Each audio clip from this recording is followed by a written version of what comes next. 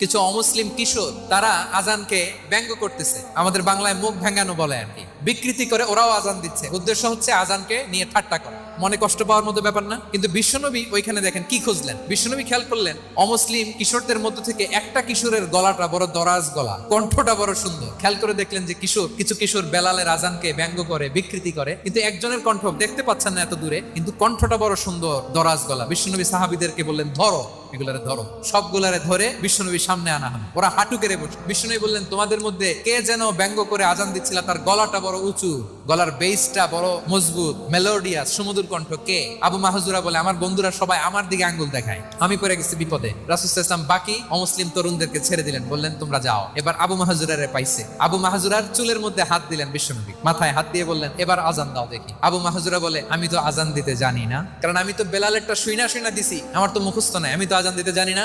বিশ্বনবী বললেন জানো না,